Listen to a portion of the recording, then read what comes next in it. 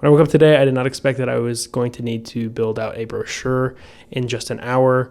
But today I had a sales call. At the end of our call, he asked for me to send over a brochure with all of our pricing information, our capabilities, and our offering. I knew that we had a proposal built out that we could send out to our clients, but we've been making a lot of changes in our business. Like we have a whole new dashboard, a whole new way of doing things. We offer a lot more value than we had done in the past. And so it was outdated, plus it was really cumbersome. This is what we had before built out. There's a lot of information on it. And for me, it just reads as way too many words. I think it does a good job as at least explaining about what we do. But like I said, this was really outdated compared to what we've been doing and what we've added since we had this made over a year ago. And so I didn't want to send this out. And so I realized that I needed to make one myself from scratch. I'm someone that I like to simplify whenever I can. So the first thing that I did was I turned to Claude Design.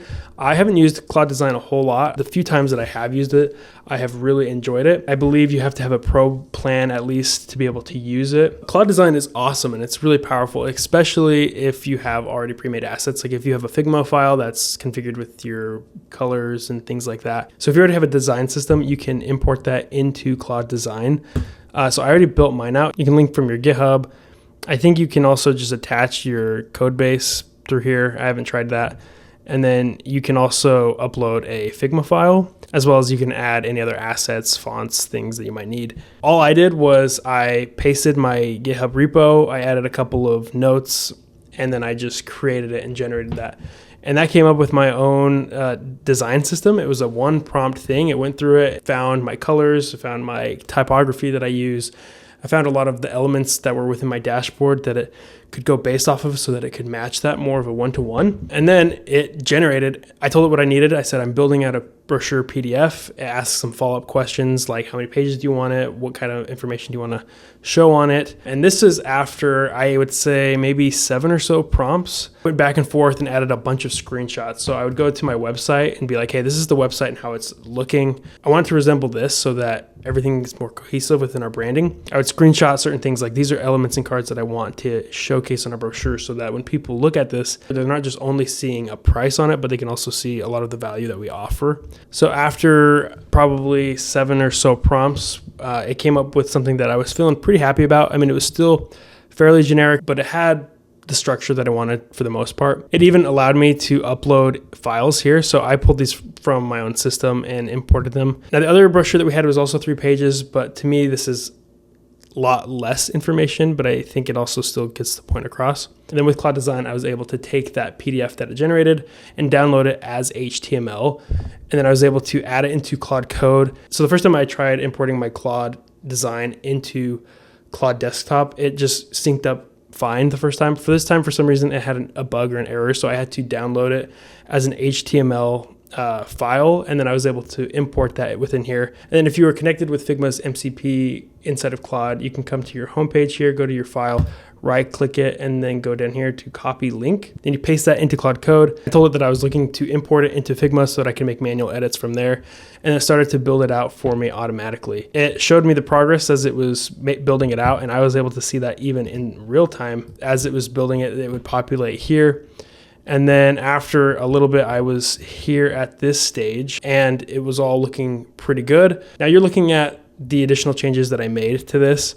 So I replaced this graphic with something that I think looks a little bit better. I changed these down here to something that felt a little bit more uniform. So to me, this is the coolest part about being a designer in this world now inside of AI, because you can go really easily from an AI design into Figma, make manual changes, make manual edits, and then go back and forth if you need to.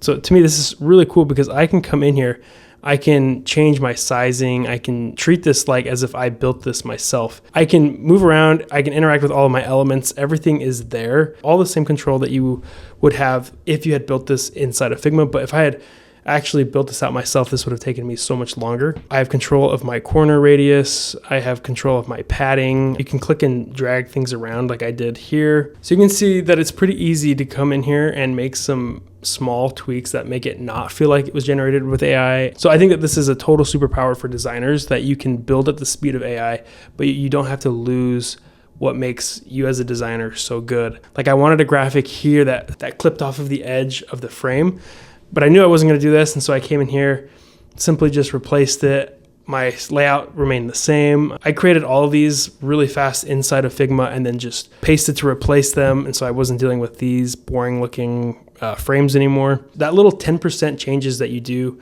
I think makes a huge difference when you look at where we started. And then to take this and just convert it as a PDF so that I could send it out, all you do is you create a new page, you paste all your pages there, and then you come up to your file and then you just export frames to PDF. And then when you attach this, it looks just like your standard PDF. Another really cool thing about the Claude Design is you're actually able to convert this as a PowerPoint file, and then you can edit it inside of PowerPoint, which is also really interesting and cool. That's what I really appreciate about Claude, is they're trying to integrate with the tools that we do use so that it can be an added benefit to us rather than trying to force us to use its own proprietary software that they build out. Every time I do this, I am so amazed by it and I get so excited about continuing to be able to use this and have this more within my workflow. Okay, that's it for this video. Thank you so much for watching. Give it a like if you thought it was helpful, and I'll see you guys next time. Cheers.